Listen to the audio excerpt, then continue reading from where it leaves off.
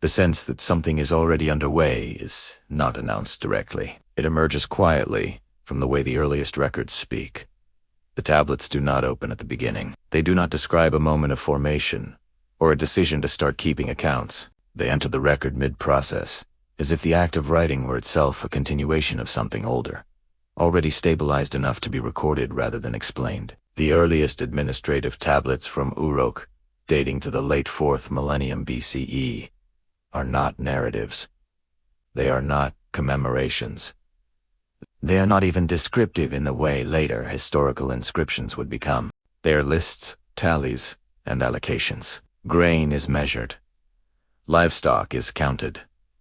Labor is registered. Offerings are recorded as if their categories were already agreed upon. Nothing in these tablets pauses to define what a temple is, why a storehouse exists, or who has the authority to receive and redistribute goods. These assumptions are embedded in the structure of the records themselves. This creates a historiographical tension. For modern readers, the tablets are often treated as beginnings, because they are the earliest surviving written material. But within the logic of the documents, they behave like continuations. They do not announce themselves as innovations. They do not frame writing as a new solution to a new problem. Instead, writing appears as an administrative extension of systems that were already operating, systems that required memory, standardization, and enforcement before any stylist touched clay. The form of these tablets reinforces this impression. Numerical signs appear alongside ideograms that represent commodities, institutions, and roles. The signs are not experimental. They follow conventions. Quantities are expressed using a metrological system that is already internally consistent. Units of measure correspond to one another. The layout of the tablet implies that both the scribe and the intended reader understand the ordering of information. There is no visible hesitation, no variation suggesting trial and error. The tablet assumes a shared administrative language that does not need explanation. Archaeologically, this aligns with what is absent as much as with what is present. Excavations at Uruk reveal large-scale architecture template complexes, storage facilities, an organized urban space that predates many of the tablets themselves. The physical infrastructure necessary for redistribution and record-keeping appears before the records that describe it. Writing, in this context, does not create the system. It formalizes it. The tablet becomes a surface on which an existing order is preserved, not invented. This raises a problem for historical interpretation. If the earliest records are already administrative, what happened before administration was written down? The absence is not merely a lack of data. It is a structured silence. There are no tablets explaining how offices were created, how authority was first assigned, or how measurement standards were negotiated. These foundational processes are invisible in the archive. What survives begins after consensus has been reached, after categories have hardened into routine. The scribes themselves do not signal awareness of this gap.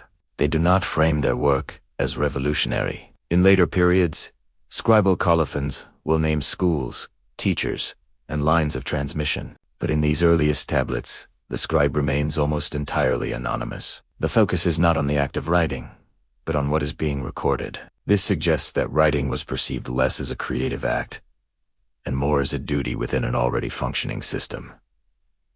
The tablet is not a place for reflection. It is a tool for continuity. From a historiographical perspective, this challenges the way origins are often reconstructed. The temptation is to read backward from the tablet, treating it as the moment when complexity emerges. But the internal logic of the documents resists that reading. Complexity is assumed, not introduced. The tablet does not explain why grain must be tracked. It assumes that grain has always been tracked in some form. Writing appears when memory alone is no longer sufficient, not when order is first conceived. Even the choice of what is recorded reveals this inherited structure. The earliest tablets prioritize institutional flows over individual actions. They register deliveries to temples, distributions from storehouses, and labor obligations tied to specific roles. Individuals appear only insofar as they occupy positions within the system. This is not a society experimenting with organization.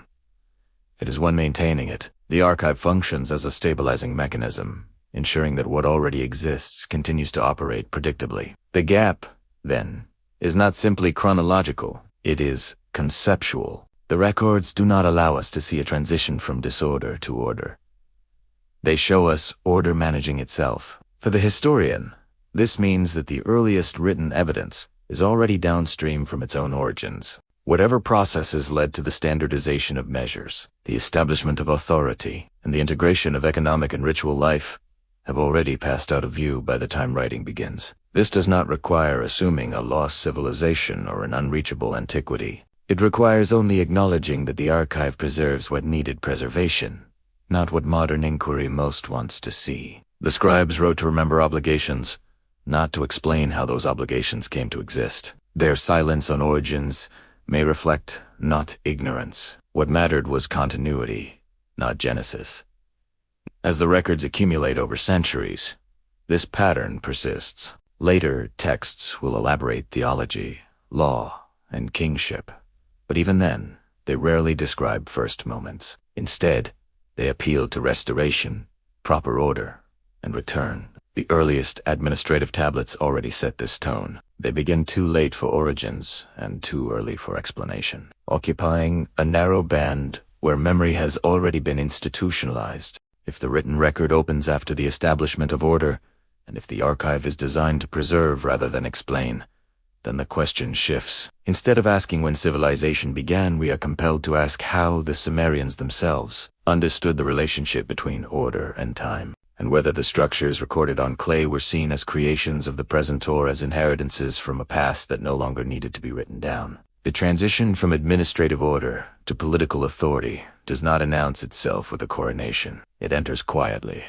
through and after the records begin too late, already embedded in functioning systems. The next layer of memory does not explain how kingship emerged. It lists it. Authority appears not as an event, but as a sequence already in motion. The text, known as the Sumerian King List, preserved in several copies, including the fragment catalogued as WB 444, is often approached as a historical timeline. Yet, its structure resists that use. It does not behave like a chronicle meant to reconstruct the past step by step. It behaves like a document designed to remember order. The opening formula does not situate the reader in a specific place or time. It establishes a condition. Kingship descends. Tenit mobus. Tenet is held. The verbs do not describe creation. They describe possession. What follows is not narrative history, but controlled in reign lengths stretch into spans that are not meant to be reconciled with lived human time. The list does not pause to justify these figures or to reconcile contradictions between sections. Instead, it maintains a rhythm. One king replaces another. One city replaces another. The continuity of kingship matters more than the plausibility of individual reigns. This suggests that the document's primary function is not to record what happened, but to assert that kingship itself persists across disruption. The king list survives multiple political realities, yet it rewrites them into a single line of descent. Dynasties that were historically rivals are placed into sequence. Periods of collapse are absorbed into transition formulas. Even the flood is treated not as an ending, but as an interruption after which kingship resumes, unchanged in its essential nature. The emphasis, then, is not on who ruled, but on the fact that rule continued. Kingship is treated as a transferable property, moving from city to city as circumstances require. This framing removes agency from individual rulers and places it in the institution itself. Kings do not create authority. They receive it. The list does not describe debates, conquests, or negotiations. It records succession as an administrative certainty. The language of the text reinforces this interpretation. Cities are named as holders of kingship, not merely as locations of rulers. This implies that political legitimacy is spatially anchored, but not invented anew in each place. When kingship moves, it does so intact. The list does not describe reforms or transformations. It assumes that the nature of rule remains stable, regardless of where it is exercised. From a memory perspective, this is significant. The king list does not function as a record for verifying dates. It functions as a framework for understanding political order. By compressing time and smoothing conflict, it offers a version of the past that is usable for the present. It tells later rulers not where they came from, but what they belong to. Kingship existed before them and will continue after them. This also explains what the text omits. There is no account of how kingship was first established. No explanation of why certain cities were chosen as initial holders. No discussion of resistance or alternative forms of authority. These absences are not oversights. They reflect the document's purpose. Origins are irrelevant when legitimacy is derived from continuity. To question beginnings would be to destabilize the very thing the list is designed to secure. The physical context of the king list supports this reading. Copies were produced and recopied across centuries, even as political realities shifted. The text was not updated to reflect new understandings of the past. It was preserved as a stable reference. This suggests that its authority lay not in accuracy, but in recognition. It was a remembered structure, not a debated one. In this way, the king list mirrors the administrative tablets that preceded. Both assume systems already in place. Both record, rather than explain. But where the administrative tablets preserve economic order, the king list preserves political order. Together, they form complementary layers of memory. One tracks resources. The other tracks legitimacy. Neither is interested in invention. The presence of exaggerated reign lengths further distances the text from chronological intent. These figures do not invite calculation. They invite acceptance. By placing early kings beyond ordinary human time, the list situates the institution of kingship itself in a realm that precedes measurable history. This does not require reading the text as myth. It can be read as an ideological statement. Authority is older than record, older than the spew, older than the cities that temporarily house it. For the scribes who copied this list, the value lay in its stability. It offered a way to situate the present within an inherited order. Kingship was not something to be justified through innovation. It was something to be aligned with. The list provided that alignment by presenting a past that was already resolved. If the earliest administrative records begin after order is established, and the king list begins after kingship is assumed, then both point in the same direction. The written tradition does not capture the birth of institutions. It captures their maintenance. And if political authority is remembered not as an invention but as a succession already underway, then the question that follows is not when kingship began but how such an enduring framework of legitimacy was preserved across centuries of change, without ever needing to explain its own origin. The movement from kingship remembered to language itself is subtle, but unavoidable. Once authority is treated as something that already exists and merely passes hands, the words used to describe that authority take on a particular character. They do not define. They presuppose. The earliest Sumerian lexical lists make this presupposition visible, not through what they explain, but through what they leave unquestioned. The lexical lists of the early dynastic period are among the most revealing documents in the archive precisely because they are not narrative texts. They do not tell stories or issue commands. They arrange words. Signs are grouped into categories: professions, objects, animals, places without commentary. The lists do not explain why these categories exist or how they were determined. They assume that the world they describe is already ordered in a way that can be mirrored on clay. This assumption is embedded in the structure of the lists themselves. Terms for offices appear alongside terms for tools. Titles of authority are listed with the same neutrality as types of grain. The language does not mark a distinction between natural and institutional categories. Both are treated as stable features of reality. A scribe copying such a list is not learning how society should be organized. He is being inducted into a system that already understands itself as organized. The ordering of entries further reinforces this impression. Words are not arranged alphabetically or they are grouped conceptually, according to relationships that must already be known to the user. A list of professions implies a hierarchy of labor. A list of temple objects implies standardized ritual practice. A list of city names implies a recognized political geography. None of this is explained. It is rehearsed. This makes the lexical lists less like dictionaries and more like memory tools. They preserve associations. They stabilize meanings. They ensure that terms are used consistently across generations of scribes. In doing so, they suggest that language itself is being treated as an inherited system, one that must be maintained rather than invented. The scribe does not create meaning. He aligns himself with it. Even the choice of what is included is revealing.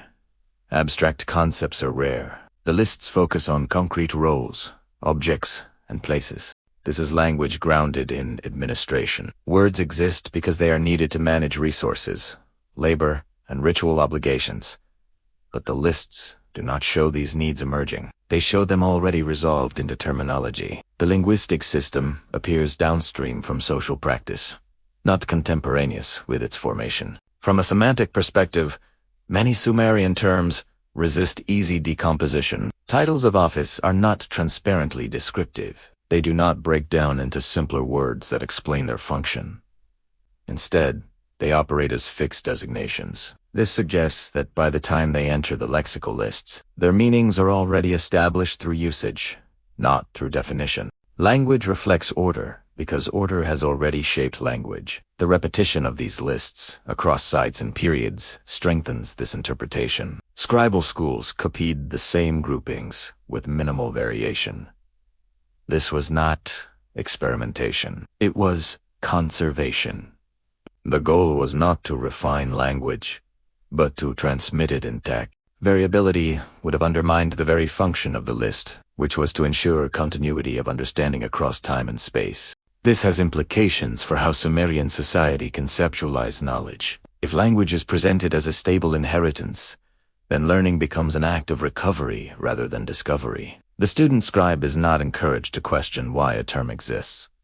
He is trained to use it correctly. The lexical list does not invite inquiry. It demands accuracy. Knowledge is not generated. It is remembered. Such an approach also explains the absence of etymological reflection in the texts. There is no attempt to trace words back to origins or to explain how meanings developed. The language is treated as complete. Its authority lies in its established use, not in its history. This mirrors the treatment of kingship and administration, where legitimacy is derived from continuity rather than innovation. The linguistic system, then, becomes another layer of inherited order. Just as the administrative tablets record functioning institutions, and the king list records enduring authority, the lexical lists record a world already sorted into meaningful parts. Language does not precede order. It follows, it solidifying relationships that are already in place. For the modern reader, this creates a constraint. Without explanatory texts, we cannot easily see how categories were formed or contested. We see only the final arrangement, but this limitation is itself informative. It suggests that for the Sumerians, the work of ordering the world was not something that needed to be preserved in writing. What needed preservation was the result. If language is recorded only after it is stabilized, and if its structure reflects social and administrative realities that are already assumed, then the lexical lists become quiet witnesses to an earlier phase that remains unwritten. They point to a time when meanings were negotiated, roles defined, and categories fixed, long before scribes began copying them as settled knowledge. The question that follows is not how these lists were taught, but what kind of world must have existed before writing for such a fully ordered language to already be waiting. The movement from language to space is gradual, but consistent. Once words are arranged as if the world they describe is already structured, the built environment begins to show the same assumption. The earliest urban spaces do not read like experiments. They do not feel provisional. They appear as if their logic was already known before the first walls were laid. The precincts of Uruk present this problem with particular clarity. Excavation reveals large-scale architectural complexes, temples, courtyards, storage areas, and processional routes that are not accompanied by any textual explanation of their design. There are no plans, no foundation accounts describing why structures were placed where they are, and no records of incremental growth that would reveal trial, adjustment, or correction. The city does not narrate its own formation. It simply stands. What emerges instead is spatial coherence. Buildings are oriented in relation to one another. Movement through the precinct appears regulated. Certain structures dominate sight lines and access points, while others are embedded deeper within controlled zones. This arrangement implies an understanding of hierarchy, circulation, and ritual separation that is already mature. Architecture here does not announce invention, it performs order. The absence of developmental layers within the core precincts intensifies this impression. While later rebuilding phases are visible, the earliest monumental constructions do not sit atop a clear sequence of smaller, experimental structures. They appear at scale. This does not mean they emerged suddenly, but it does suggest that by the time construction began in durable materials, The conceptual blueprint was already established elsewhere, perhaps in practice, memory, or tradition rather than on clay. The temples themselves reinforce this reading. They are not isolated monuments. They are nodes within an integrated system. Storage rooms connect to courtyards. Administrative spaces align with ritual zones. Access is controlled through narrowing passages and elevated platforms. These are not arbitrary choices. They reflect assumptions about who may enter, who may store, who may observe, and who may officiate. Architecture encodes social order without explaining it. From an archaeological standpoint, this raises a question about transmission. Complex spatial logic must be learned. Builders must share an understanding of proportions, orientations, and functional relationships. Yet the archive is silent on how this knowledge was passed down. There are no construction manuals, no didactic inscriptions explaining technique or design philosophy, like the lexical lists. The buildings assume competence. They do not teach it. The scale of labor organization further supports this view. The construction of temple complexes required coordinated effort, resource allocation, and scheduling. These processes imply administrative oversight and standardized procedures. But again, the earliest architectural remains do not coincide with texts describing how such coordination was first achieved. The city's form presupposes an ability to mobilize and manage labor that predates its physical expression. Spatial repetition across phases strengthens the sense of inheritance. When temples are rebuilt, they often follow earlier footprints. Orientations are maintained. Sacred zones are respected even as materials change. This continuity suggests that space itself was treated as a form of memory. The city remembered where things belonged, and builders complied. Innovation was constrained by obligation to an established layout. This has implications for how urban life was conceptualized. The city was not merely a place of residence. It was a structured environment that embodied relationships between humans, institutions, and the divine. The layout made these relationships visible and enforceable. But the lack of explanatory texts suggests that such relationships were not debated within the written record. They were enacted. Even the boundary between sacred and administrative space appears blurred. Temples functioned as economic centers, as well as ritual ones. Storage facilities and accounting rooms are integrated into sacred precincts. This spatial fusion reflects an understanding of authority that does not separate governance from cult. Architecture thus becomes another medium through which inherited order is preserved, without commentary. For modern observers, the temptation is to reconstruct intentions from remains, but the silence of the record cautions against overinterpretation. What can be said is that the city does not present itself as a process of gradual discovery. It presents itself as the realization of a model already known. The lack of blueprints is not an absence of planning. It is evidence that planning was internalized, transmitted without writing, and accepted as given. If writing appears after administration's established, and kingship is remembered only after authority is assumed, then the city itself seems to emerge only after its logic is settled. The built environment records outcomes, not deliberations. It preserves arrangement, not argument. And if the city stands as a material expression of an inherited spatial order, then the question that follows is not how. Uruk was first designed, but where the principles governing its design were learned before they ever needed to be built. The transition from built space to numerical space is almost seamless. Where architecture assumes proportion and alignment, the tablets assume number. Measurement does not enter the record tentatively. It arrives already structured, already operational, already trusted to carry obligation. The earliest numerical tablets from southern Mesopotamia do not experiment with quantity. They apply Italiano. Numbers appear in standardized formats, attached to specific commodities and roles. Grain is measured in established units. Labor is quantified according to recognized equivalencies. Time, volume, and capacity are treated as commensurable within a shared system. The tablets do not ask what a unit means. From its earliest attestations, it functions as an integrated structure capable of handling fractions, multiples, and conversions. Different numerical notations coexist, each appropriate to a particular category of goods or activities, yet all embedded within a coherent mathematical logic. This is not the profile of a system under development. It is the profile of a system already mastered, Accounting seals reinforce this impression. They encode numerical authority visually, marking transactions as legitimate and complete. The seal does not explain the calculation behind the transaction. It confirms that the calculation has been properly executed. This suggests that numerical competence was assumed among those participating in administrative life. Mathematics here is not speculative. It is procedural. The tablets themselves reflect this procedural orientation. Numerical signs are arranged efficiently, with no redundancy. There is no evidence of correction or annotation explaining how figures were derived. The numbers are presented as final. This implies a shared understanding between scribe and reader about how quantities are generated and verified. The tablet does not teach arithmetic hit presumis italiano. From a metrological perspective, this presumption is significant. Units of measure correspond across different domains. Volume relates predictably to capacity.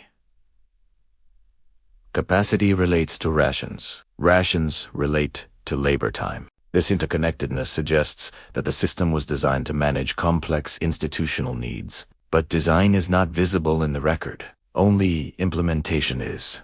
The absence of instructional material is striking. There are no tablets that explain why the base 60 system was chosen, or how its internal relationships were conceptualized. There are no pedagogical texts laying out numerical theory. When mathematical problems appear in later periods, they already assume fluency. The foundational logic remains implicit, embedded in practice rather than articulated in writing. This parallels what is seen in language and architecture. Just as lexical lists preserve categories without explaining their formation, and cities preserve spatial logic without documenting its origin, numerical tablets preserve calculation without narrating its invention. Mathematics functions as inherited infrastructure. It supports administration, but it does not justify itself. The stability of the system over time reinforces this reading. While notation evolves and contexts expand, the underlying numerical logic remains consistent. This continuity suggests that mathematics was treated as a reliable inheritance, not a field for innovation. Accuracy mattered more than originality. Correct transmission mattered more than conceptual exploration. For those who used these numbers, the system likely felt inevitable. It structured work, distribution, and obligation. It allowed institutions to function predictably. In that sense, mathematics was not an abstract discipline. It was a form of social memory, ensuring that quantities meant the same thing from one transaction to the next, from one generation to another. The question, then, is not how sophisticated Sumerian mathematics became, but why it appears so fully formed when it first enters the written record. If numbers are already standardized when writing begins, the numerical order must have been established earlier, through repeated use and shared practice rather than written explanation. The tablets capture the moment when calculation becomes visible, not the moment when it is conceived. If language, space, and number all enter the archive as settled systems, then each points beyond itself to a period of consolidation that remains unwritten. Mathematics does not announce its origins. It operates, and if calculation was already trusted enough to anchor labor, resources, and authority, then the unresolved question is where such trust was first built, long before numbers were pressed into clay to remember what everyone already knew. From number 2 sky, the transition is quiet but precise. Once quantities are treated as stable and transferable, the same expectation appears above the city, where time and movement are recorded as if they, too, were already known. The earliest astronomical references do not read like observations being discovered. They read like measurements being maintained. The star lists and early celestial omen fragments do not describe moments of watching the sky for the first time. They do not narrate surprise, uncertainty, or gradual recognition of patterns. Instead, they name. Stars are listed. Constellations are grouped. Associations between celestial positions and terrestrial outcomes are stated without explanation. The sky enters the record already mapped into significance. These texts are not manuals of observation. They do not instruct the reader on how to locate a star, how long to observe it, or how its position was first determined. They assume that the reader already knows where to look and what matters.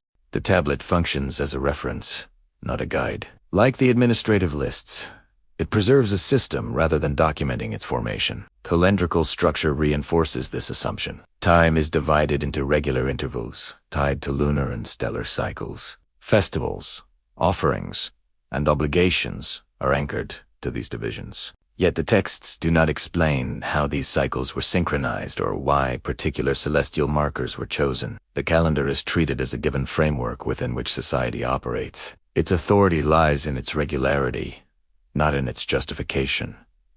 The omen texts reveal a similar orientation. Celestial events are linked to outcomes on Earth through established correlations. An eclipse implies a consequence. A planetary position signals a shift. These implications are recorded without narrative context. The texts do not ask whether the correlation is valid.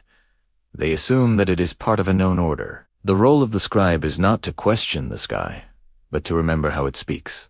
This suggests that astronomy, like mathematics, functioned as an applied discipline embedded in administration and ritual. The sky mattered because it regulated time, authority, and expectation. But the written record captures astronomy only after it has been integrated into institutional life. The moment when observation became system remains invisible. The form of the star lists themselves supports this view. Entries are concise.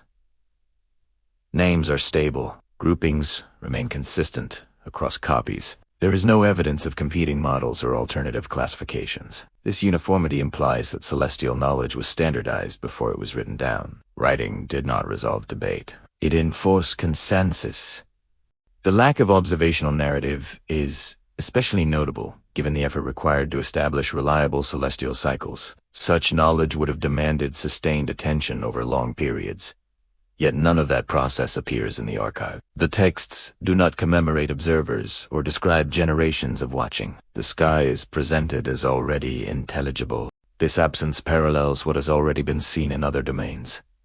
Language appears after meaning stable. Architecture appears after spatial logic is settled. Numbers appear after calculation is trusted. The sky appears after it has been measured. In each case, writing arrives late, preserving the result rather than the process. For those who used these astronomical texts, the sky was not a mystery to be explored. It was a regulator to be consulted. Its movements anchored ritual schedules and informed political decisions. The authority of the heavens did not require explanation because it was already embedded in practice. The written tablet ensured that this practice could continue without distortion.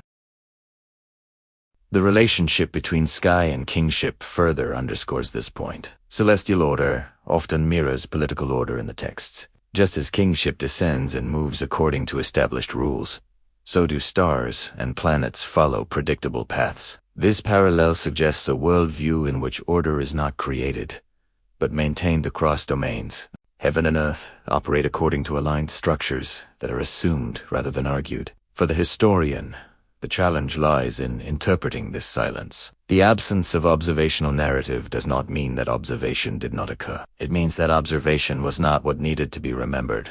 What needed preservation was the alignment between celestial events and institutional response. The archive records that alignment, not its origin. If the sky is already measured when it enters writing, then astronomical knowledge must belong to an earlier phase of consolidation, one that left few textual traces. The tablets capture a moment when the heavens have become predictable enough to regulate life below, and if time itself is already structured when it is first written down. Then the question that follows is not how the Sumerians learned to read the sky, but when that reading became stable enough that it no longer needed to be explained at all. From measured skies to measured conduct, the shift is almost imperceptible. Once time and omen are treated as regulated and dependable, human behavior enters the record in a similar way. The earliest legal formulations do not announce a new concern with justice. They assume that rules already exist, and that their task is to restate, preserve, or correct their application. The legal precedents that predate the well-known law code of Yornamu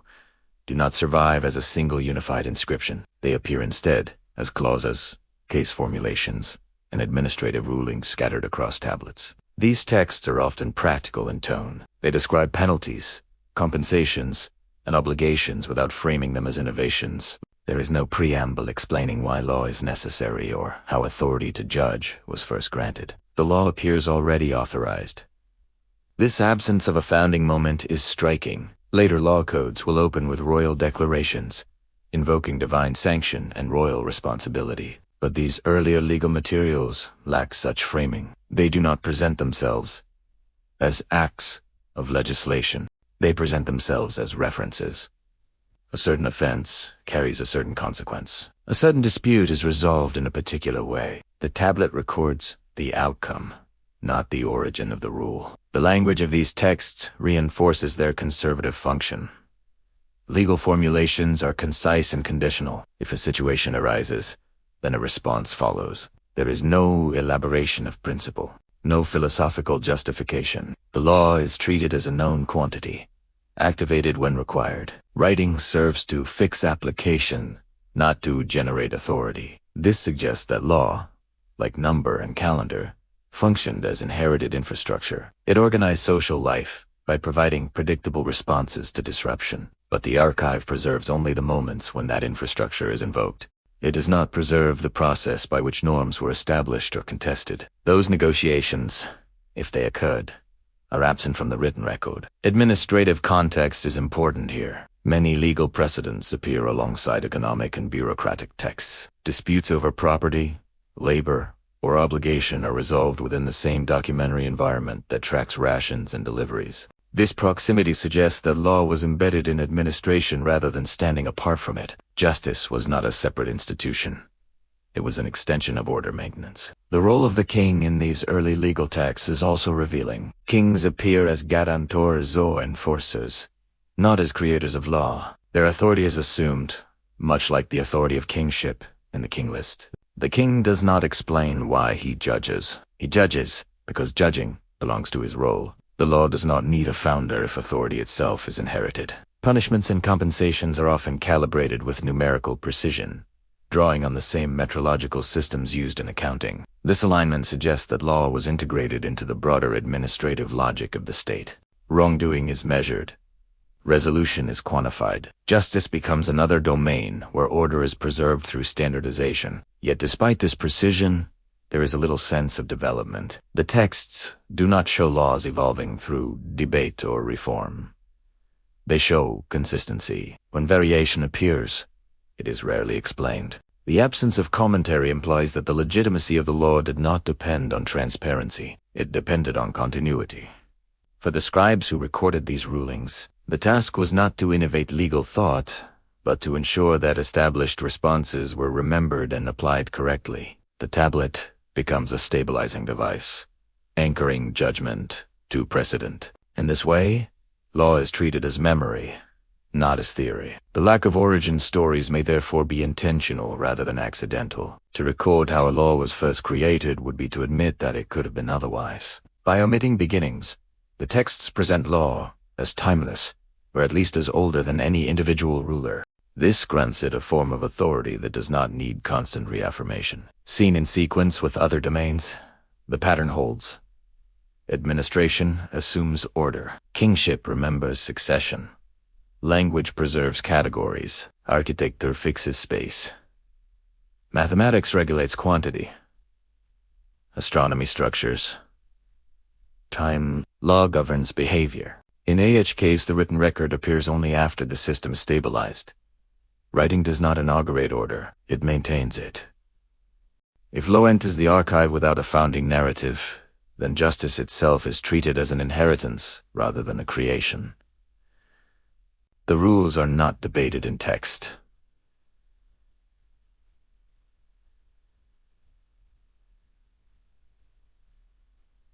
They are applied, and if even the regulation of human conduct is presented as something already established when writing begins, then the question that follows is whether any part of this civilization understood itself as newly made or whether all of its institutions were experienced as restorations of an order that no longer needed to explain how it began. From regulated conduct to regulated care, the transition follows the same quiet logic. When law appears as an inherited framework rather than a founding act, the treatment of the body enters the record in much the same way. The earliest medical texts do not announce discovery. They preserve practice. Therapeutic and diagnostic tablets present themselves as repositories of procedures already in use. They do not describe how ailments were first identified or how remedies were tested. Instead, they catalog symptoms and responses with a tone of familiarity.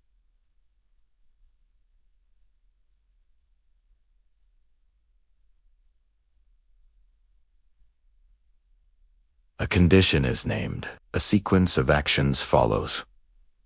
Ingredients are listed. Incantations, when present, are integrated into treatment without explanation. The text does not persuade.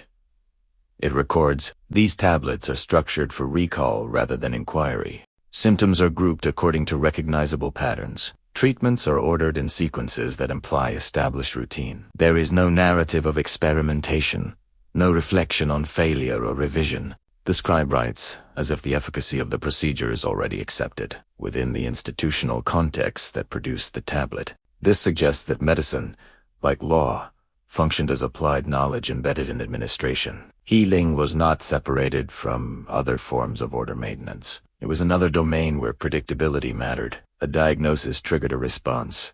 The tablet ensured that the response remained consistent across time and practitioners.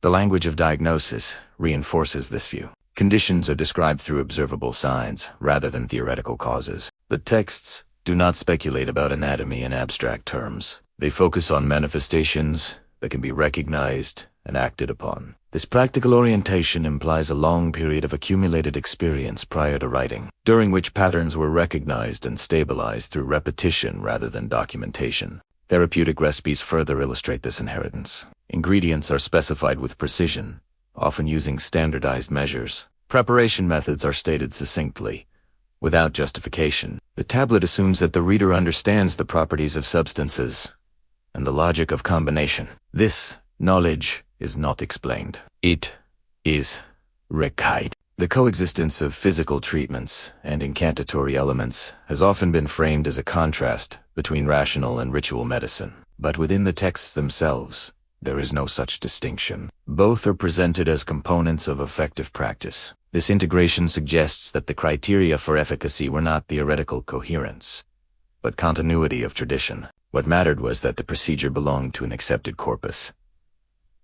The absence of authorship is also telling. Medical tablets rarely identify an innovator or credit a discovery. Authority does not rest on individual insight. It rests on transmission. The scribe's role is to preserve correct sequence and wording, ensuring that the practice remains aligned with precedent. In some cases tables explicitly reference earlier formulations, indicating copying rather than creation. This self-awareness of transmission further supports the idea that medical knowledge was treated as something to be maintained. Writing serves as a safeguard against loss, not as a platform for advancement. The institutional setting of these texts aligns with this interpretation. Medical tablets are often found within administrative or scribal contexts rather than isolated healing spaces. This suggests that medicine was integrated into the same archival logic that governed law, economy, and ritual. The body, like the city, was managed through established procedures.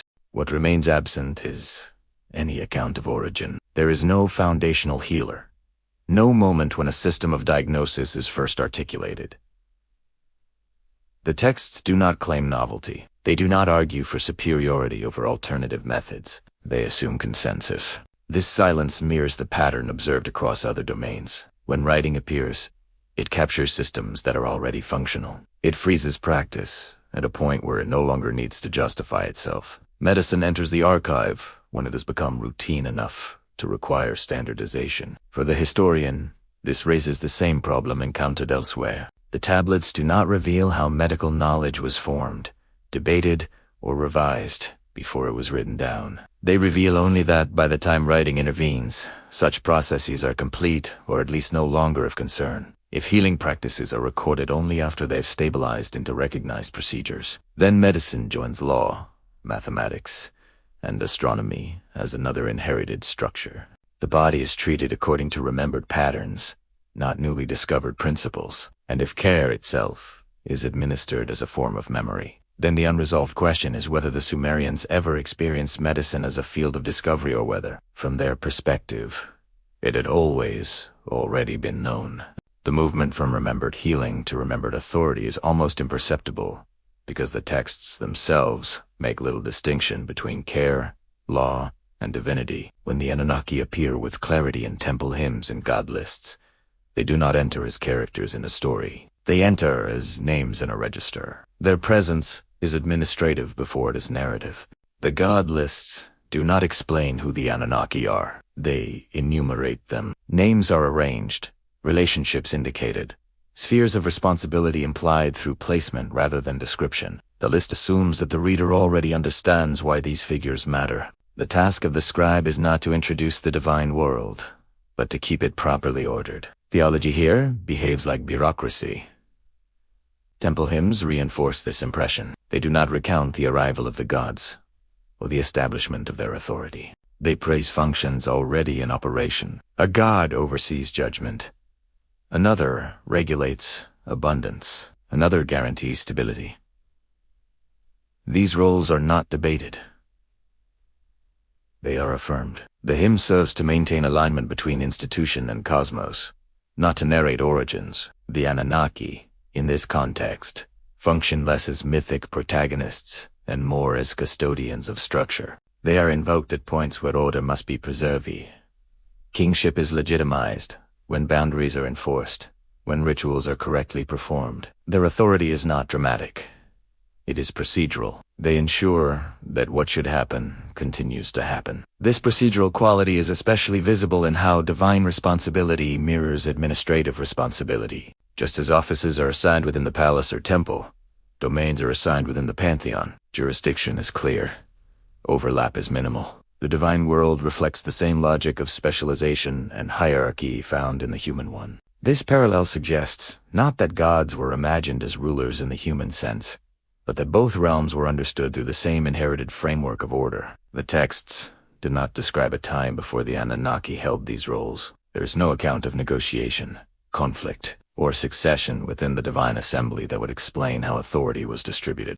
The lists present the arrangement as settled. Even when variations appear across copies, the underlying assumption remains. The structure itself is stable, even if its articulation shifts slightly. This stability points to a particular function of divine narrative. Rather than explaining the world, it stabilizes it. By anchoring institutions to name divine custodians, the texts extend memory beyond human lifespan. The Anunnaki become guarantors of continuity. Their permanence ensures that order does not depend solely on human actors, who are transient. In this sense, theology becomes another archive. Just as administrative tablets preserve economic flows, and legal texts preserve precedent, God lists preserve cosmological order. The divine names act as mnemonic anchors, ensuring that responsibilities are remembered correctly. Forgetting a god's role would be analogous to misplacing an office or misapplying a law. This framing helps explain the restrained tone of many hymns. Praise is formulaic. Attributes are repeated. Innovation is minimal. The goal is not to reinterpret the gods, but to reaffirm their place within an established system. The hymn functions like a recitation of protocol. Correct wording matters because it maintains alignment with inherited order. The Anunnaki's association with judgment and destiny further underscores their administrative role. Decisions are issued, fates are fixed, decrees are upheld. These are not portrayed as acts of creative will. They are acts of maintenance. The gods do not invent rules.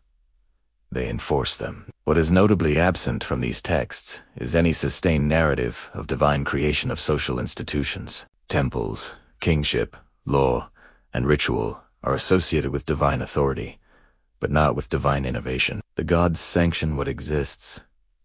They do not describe how it came to be. This silence mirrors the broader archival pattern. Origins are not preserved. Functions are. For later audiences, this has often been read as mythology explaining the world. But within the logic of the texts, the gods do not explain.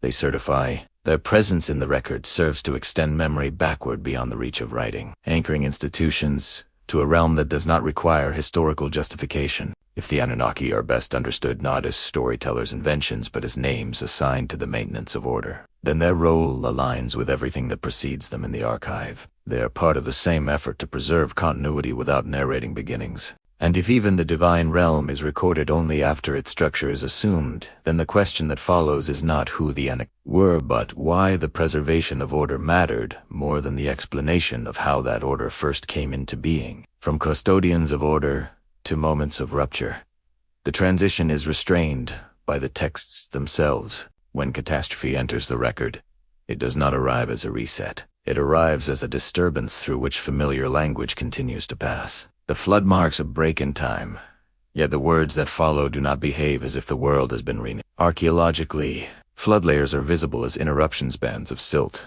cutting through occupational strata at several Mesopotamian sites. These layers speak to disruption, abandonment, rebuilding, altered patterns of habitation. But when the written record resumes above these layers, it does so without a corresponding linguistic rupture.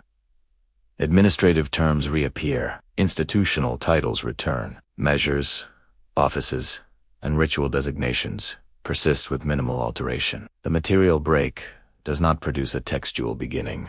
Post-flood inscriptions do not frame themselves as inaugurations. They do not describe the creation of new institutions in response to disaster. Instead, they speak of restoration, resumption, and continuity. Kings rebuild temples not as novel foundations, but as acts of return. Cities are reoccupied as if their prior identity remains intact, waiting to be reactivated. The language used in these texts is particularly revealing. Verbs of rebuilding assume prior existence. Terms for offices and roles reappear without redefinition. The flood is acknowledged, but it does not reorganize vocabulary. This suggests that the categories through which society understood itself were resilient enough to survive interruption. The disaster affects settlement, not structure. Flood narratives themselves reinforce this pattern. When the flood is referenced in literary or semi-literary contexts, it functions as a boundary marker rather than a starting point. Time is divided into before and after, but the after does not require a new grammar. Kingship resumes. Offerings resume. Accounting resumes. The same words return because the same framework remains authoritative. This pedagogical silence is consistent across genres. A student copies a list of professions without commentary on social hierarchy. He reproduces a legal formula without explanation of its ethical rationale. He practices calculations without theoretical discussion of number. The archive does not guide inquiry. It enforces correctness. Knowledge is transmitted as pattern, not as argument. Such a system presumes that understanding precedes. Right? The student is expected to absorb meaning through repeated exposure to accepted forms. The tablet serves as a reference point, a benchmark against which performance is measured. It does not initiate the learner into discovery. It aligns him with tradition. This approach reflects the broader administrative function of writing. Archives are designed to preserve outcomes, proper signs, proper formulas, proper sequences. They are not designed to capture the process by which those outcomes were achieved. In tis sensei, the archive behaves like a memory storehouse rather than a classroom. It holds what must not be forgotten, not what must be questioned. The organization of scribal material reinforces this purpose. Exercises progress from simple to complex, but the transition is mechanical. Mastery is demonstrated by accuracy, not by explanation. There is no textual space for asking why a certain sign represents a certain concept. The authority of the sign lies in its established use, not in its derivation. This has implications for how knowledge was conceptualized. If explanation is absent, it suggests that explanation was not central to legitimacy. A correct tablet mattered more than an insightful one. The scribe's role was custodial. He guarded the integrity of inherited forms so that administration could continue without deviation. The archive thus becomes an instrument of continuity. It ensures that practices remain stable across generations, even as individuals change. Teaching, in this context, is less about intellectual development and more about alignment. The student is brought into conformity with a system that already exists and does not require justification. This also explains why innovation is difficult to trace in the written record. When new practices emerge, they are absorbed into existing formats rather than announced. The archive updates quietly by replacing one correct form with another, without recording the debate or experimentation that led to the change. Writing smooths over a transition, presenting revision as continuity. The absence of explanatory texts is therefore not an oversight. It reflects a deliberate orientation toward preservation. To explain would be to open space for disagreement. To teach through imitation ensures uniformity. The archive maintains authority by minimizing interpretation. This logic extends beyond scribal schools into temple and palace archives. Administrative tablets record transactions, not decision-making processes. Legal texts record judgments, not deliberations. Ritual texts record sequences, not theological argument. Across domains, writing captures the final, authorized form of knowledge. From this perspective, the archive functions as a stabilizing technology. It allows complex systems to persist without relying on oral memory alone, but it does so by freezing knowledge at a point where it no longer needs explanation. The cost of this stability is opacity. Origins, rationales, and alternatives disappear from view. The scribal school, then, is not a place where ideas are generated. It is a place where memory is disciplined. Students are trained to reproduce the past accurately so that the future can resemble it. Learning is framed as recovery, not exploration. If the archive does not teach because it assumes prior understanding, then it also assumes a world in which knowledge has already been settled. Writing becomes the mechanism by which that settlement is preserved across time, including periods of disruption. And if the written record consistently withholds explanation while preserving form, then the question that follows is whether the deepest foundations of Sumerian civilization were ever meant to be taught at all, or whether they were expected simply to be remembered and obeyed. From disciplined memory to disciplined hands, the transition is direct. If archives preserve outcomes without explanation, the same logic appears in the material record of craft. Technical sophistication enters the archaeological record fully operational, yet the written record offers almost no guidance on how such skills were taught or learned. Craft knowledge is present everywhere, instruction almost nowhere. Metallurgical remains from early Mesopotamian contexts reveal controlled processes, consistent alloying, standardized tool forms, repeatable casting techniques. Copper objects show uniform composition across sites. Slag deposits indicate predictable temperatures and methods. These are not the traces of experimentation. They are the residues of practiced routines. Yet no tablets describe how to smelt, how to cast, or how to judge quality. The knowledge that produced these objects does not explain itself. Construction evidence tells the same story. Mud brick architecture follows consistent proportions. Brick sizes are standardized. Load-bearing walls, drainage channels, and platform foundations are executed with precision. Builders understood weight, stress, and sequencing. But again, there are no manuals, no instructions for mixing materials, no accounts of how builders were trained. The city is constructed as if everyone already knows how to build it. This absence of instructional texts is striking given the complexity of the tasks involved. Craft production requires coordinated labor, specialized roles, and quality control. Someone must decide who does what, when materials are ready, and how output is assessed. These decisions imply systems of training and evaluation, yet the archive records only the results, not the processes that produced them. The organization of labor can be inferred indirectly. Workshops cluster near temples and administrative centers. Finished goods align with institutional needs. This suggests that crafts were integrated into bureaucratic structures rather than operating independently. Knowledge circulated within controlled environments, transmitted through participation rather than explanation. One learned by doing, under supervision, within an inherited framework. The lack of apprenticeships in text does not mean apprentices did not exist. It suggests that apprenticeship was not something that needed recording. Training occurred through embodied repetition, not through written instruction. Writing intervened only when outputs needed accounting, storage, or redistribution. The process of making remained largely invisible to the archive. This invisibility aligns with the broader pattern observed across domains. Language is recorded after meanings. Law is recorded after norms are accepted. Medicine is recorded after procedures are trusted.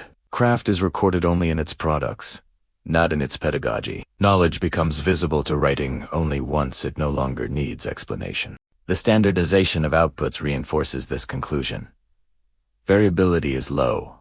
Objects conform to expected forms. Buildings adhere to established layouts. Such consistency across time and space suggests strong transmission mechanisms. But those mechanisms are not textual. They are social, institutional, and embodied. This mode of transmission places craft knowledge closer to memory than to innovation. Techniques are preserved because deviation would disrupt order. The goal is not to invent new forms, but to reproduce correct ones. Skill is measured by fidelity to precedent. In essence, craftspeople function as custodians of technique, much like scribes function as custodians of text. The absence of named innovators further supports this view. Tools and structures are not attributed to individuals. Authority does not rest on creativity. It rests on alignment with established practice. The anonymity of craft mirrors the anonymity of scribes in early administrative texts. Both serve systems larger than themselves. For historians, this creates a challenge. Without instructional texts, reconstruction relies on inference, but the silence itself is meaningful. It suggests that the most fundamental skills of civilization were considered too basic, too embedded, or too sacred to require explanation. They belong to a realm of knowing that preceded writing. If crafts were transmitted without text, and if writing captured only their outputs, then technical knowledge occupies a position similar to law and language. It is treated as an inheritance, not a field of inquiry. The archive preserves what must continue, not how it began. And if cities could be built, metals worked, and tools standardized without leaving behind a written trail of instruction, then the unresolved question is not how skilled the Sumerians were, but how such deeply coordinated knowledge systems were established and maintained long before the archive decided they were worth recording at all. From coordinated hands to coordinated spaces, the transition is quiet and structural. If craft knowledge is preserved without instruction, then the places that concentrate such knowledge demand attention. Temples, rather than appearing as centers of innovation, emerge in the record as devices for remembering how things are meant to continue. The temple complexes at Aina and those dedicated to Enlil do not present themselves as sites of experimentation. Their layouts, rebuilding patterns, and administrative remains suggest repetition rather than reinvention. When phases succeed one another, they do so along established lines. Orientation is maintained. Sacred zones are respected. Even when materials change, spatial logic persists. The temple remembers where things belong. Archaeological layers show cycles of destruction and reconstruction, yet the institutional identity of the temple remains intact. A sanctuary is not relocated arbitrarily. It is restored. This choice reflects more than reverence for place. It indicates that spatial continuity itself was meaningful. The temple functioned as an anchor, fixing memory in the landscape so that institutional order could be reasserted after disruption. Administrative tablets found within these precincts reinforce this role. Temples are deeply entangled with storage, redistribution, and labor management. Grain flows through temple storehouses. Workers are assigned and accounted for under temple authority. Ritual calendars align with economic cycles. The temple does not merely host worship. It coordinates life. Yet nowhere do the texts describe the temple as a site where new systems are devised. There are no records of reform initiatives, architectural debates, or administrative overhauls originating within these complexes. Instead, the temple appears as a place where correct procedure is maintained. Its authority derives from continuity, not creativity. The repetitive nature of temple ritual supports this interpretation. Hymns, offerings, and processions follow fixed sequences. Correct performance matters more than adaptation. The temple's success lies in its ability to reproduce inherited patterns accurately. Variation risks misalignment, both socially and cosmologically. This conservatism is mirrored in the temple's physical form. Platforms are rebuilt to similar proportions. Courtyards retain their relationships to surrounding structures. Access routes are preserved. These choices suggest that the temple's architecture embodied institutional memory. Builders did not redesign space according to new ideas. They restored it according to remembered models. The role of the priesthood further emphasizes the temple's mnemonic function. Priests are not portrayed as innovators or visionaries. They are guardians of proper order.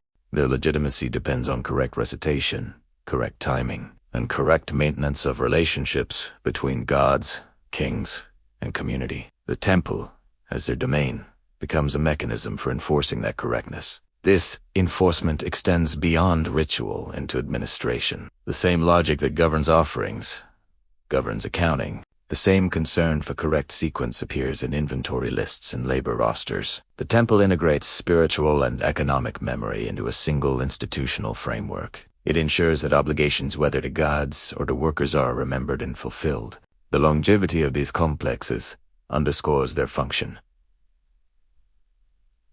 Temples persist across dynastic change. Kings come and go, but the temple remains. When rulers rebuild or expand, they do so within inherited constraints. They align themselves with the temple's memory, rather than reshaping it. This alignment confers legitimacy by association with continuity. What is absent from the archaeological and textual record is any sense of the temple as a birthplace of new ideas. Innovation, if it occurred, leaves little trace. The written material emphasizes preservation.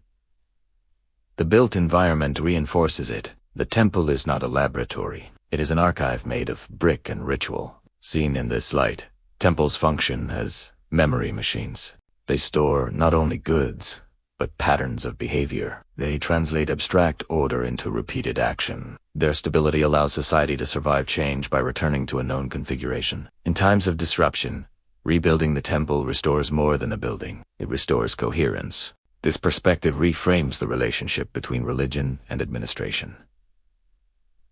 The temple does not generate authority. It creates Italiano. By maintaining correct forms, it ensures that power, labor, and belief remain synchronized. Its authority lies in its age, not in its adaptability. If temples are best understood as institutions designed to remember rather than to invent, then they occupy the same position as archives, laws, and crafts. They preserve outcomes without explaining origins. And if the most central spaces of Sumerian civilization functioned primarily to maintain inherited order, then the question that follows is whether similar memory-driven institutions appear elsewhere, not through contact or diffusion, but through the same underlying need to stabilize civilization by fixing it in place. From temples that remember to patterns that recur elsewhere.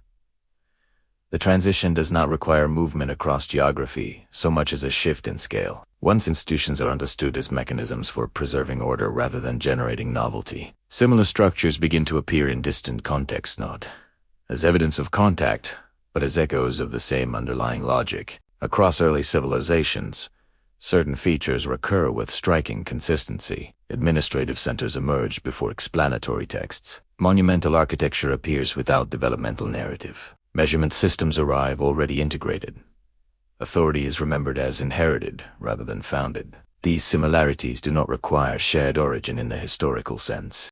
They suggest shared constraints on how complex societies stabilize themselves. The problem lies in interpretation. Comparative studies often oscillate between two extremes: diffusion, which assumes contact, and coincidence, which dismisses similarity as accidental. But the evidence invites a third approach. If civilizations faced comparable challenges organizing labor, regulating resources, legitimizing authority, then similar solutions may emerge independently, not through imitation, but through necessity. In such cases, the resemblance lies not in form alone, but in function.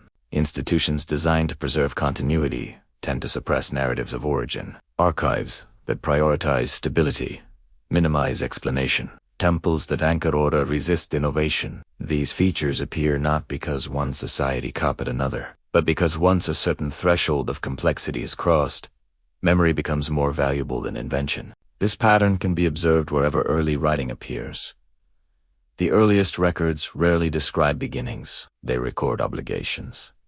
They assume categories. They preserve arrangements already in place. Writing becomes a tool for maintenance, not exploration. Civilization speaks only after it has settled on what needs to be remembered. Monumental architecture follows a similar logic. Large-scale structures often appear without textual justification for their design. Their proportions, orientations, and spatial hierarchies suggest inherited planning principles. Rebuilding tends to respect earlier layouts, reinforcing continuity. The monument becomes a fixed reference point, anchoring collective memory across generations. Legal and ritual systems show comparable tendencies. Early laws are applied, not debated. Rituals are repeated, not explained. Authority is framed as descending or returning, not being invented. These features stabilize society by removing foundational questions from everyday discourse. Once legitimacy is treated as inherited, it no longer needs constant defense. The question, then, is not whether these civilizations shared a common source, but whether they shared a common strategy, Faced with the fragility of human memory and the volatility of social order, they converged on systems that prioritized preservation. Writing, architecture, ritual, and administration all served to reduce variability. Similar pressures produced similar responses. This convergence can be misleading. Structural similarity is often mistaken for a historical connection, but similarity of outcome does not imply similarity of origin. Independent emergence does not mean randomness. It means that certain configurations are more likely once specific conditions are met. Memory-centered institutions are one such configuration. Shanti's why the Sumerian record becomes part of a broader pattern rather than an isolated anomaly. Its emphasis on inheritance over invention is not unique. It is one expression of a wider civilizational tendency to treat order as something received rather than created. The silence around origins is not a flaw. It is a feature. This perspective also reframes the absence of explanatory texts. If explanation threatens stability by reopening settled questions, then suppressing it becomes advantageous. Archives everywhere reflect this choice. They preserve what must endure, not how it came to be. The result is a historical record that begins too late, not because nothing existed before, but because what existed was not meant to be explained. Comparative analysis, then, does not flatten differences between civilizations. It highlights shared constraints. Each society solves the problem of continuity in its own way, using its own materials and symbols, but the underlying logic remains consistent.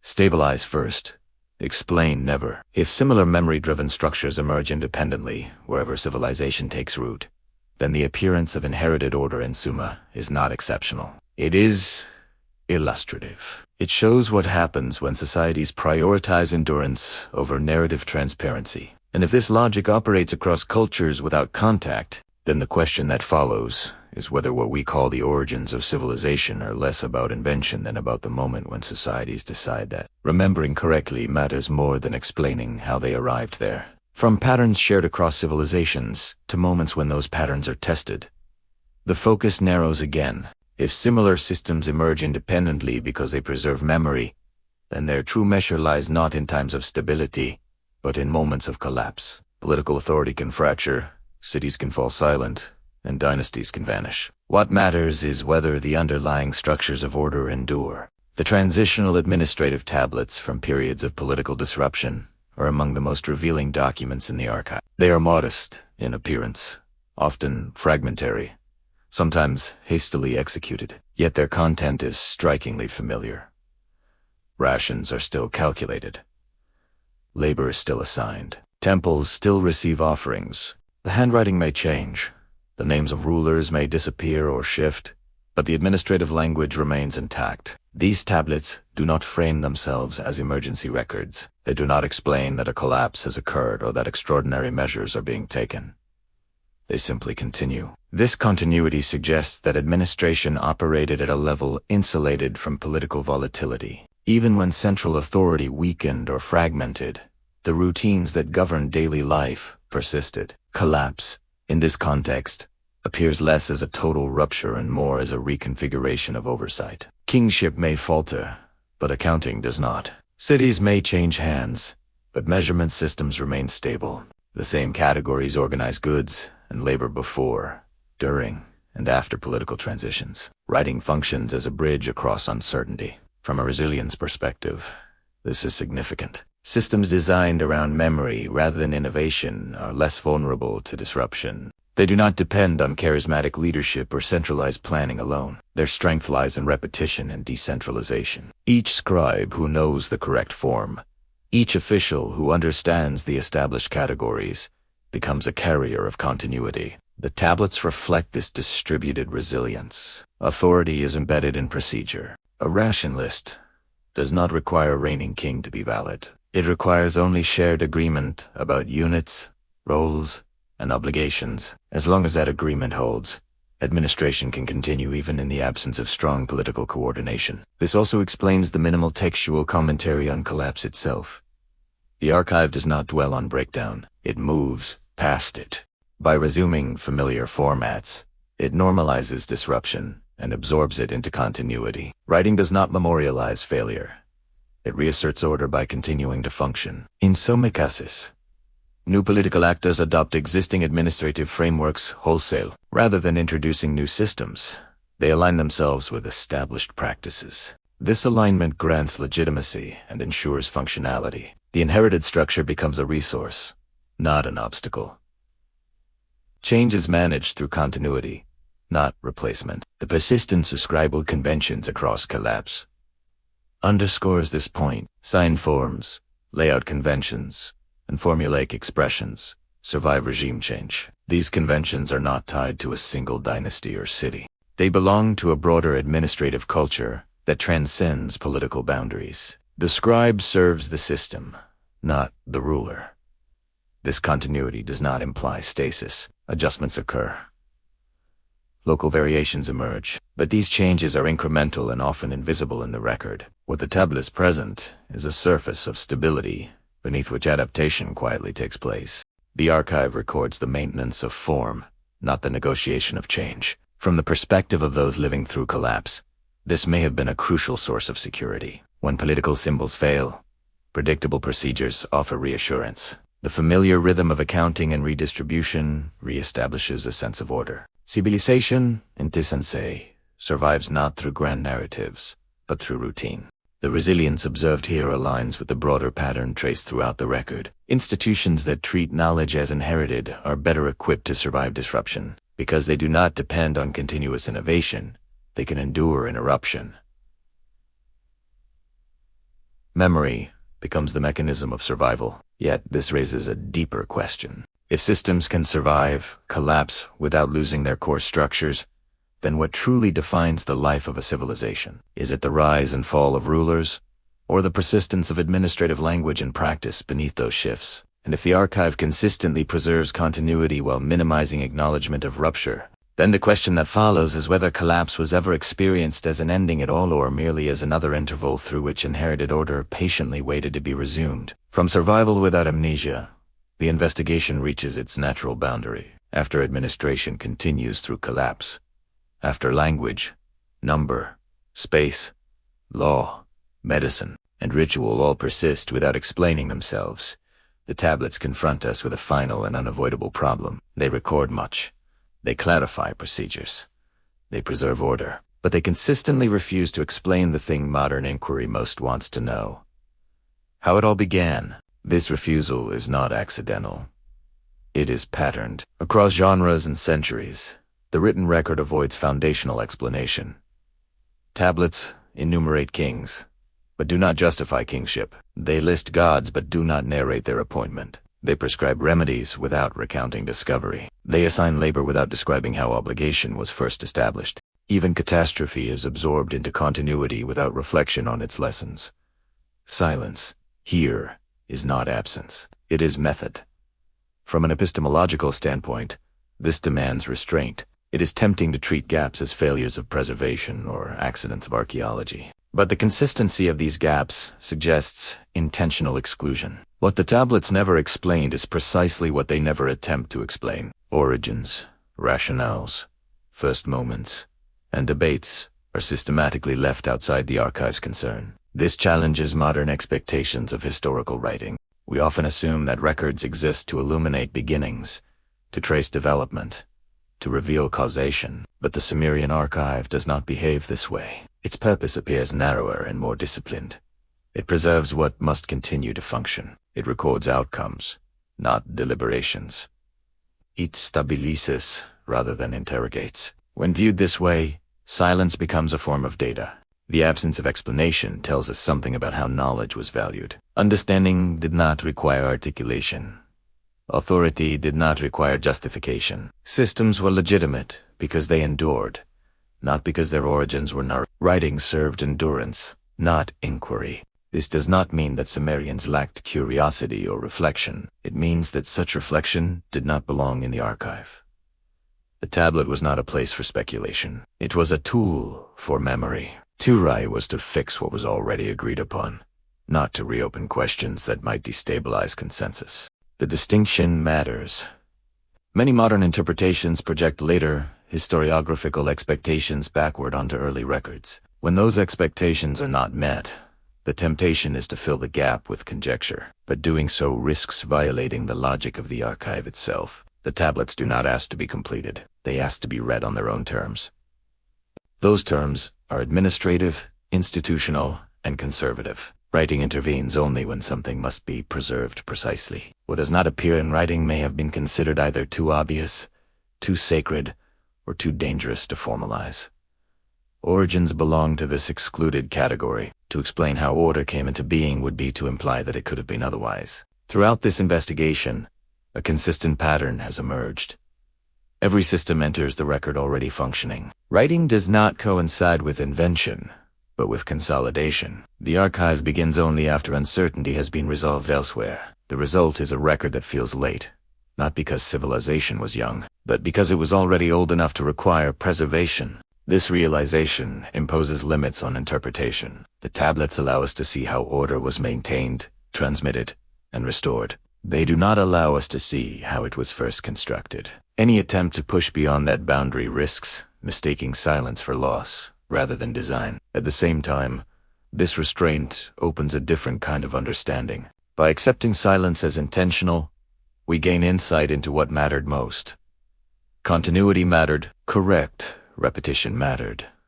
Stability mattered. The archive exists to ensure that future generations would act as past generations had acted, without needing to ask why. In this sense, the Sumerian record is not incomplete. It is focused. It preserves the civilization as it understood itself, not as an experiment in progress, but as an inherited order under constant maintenance. The past it remembers is not a moment of creation, but a condition of continuity. This does not resolve the question implied by deep time. It reframes Italiano. The issue is no longer whether the civilization was old or young in years, but whether it understood itself as something newly made at all. The tablets suggest a world in which order was always already there, needing only to be remembered correctly. And if the written record begins only after explanation has become unnecessary, if silence itself functions as a stabilizing choice, then the final question is not what has been lost to time, but whether the deepest foundations of Sumerian civilization were ever meant to be explained, or whether they were deliberately placed beyond writing, preserved only through the quiet assumption that they had always existed.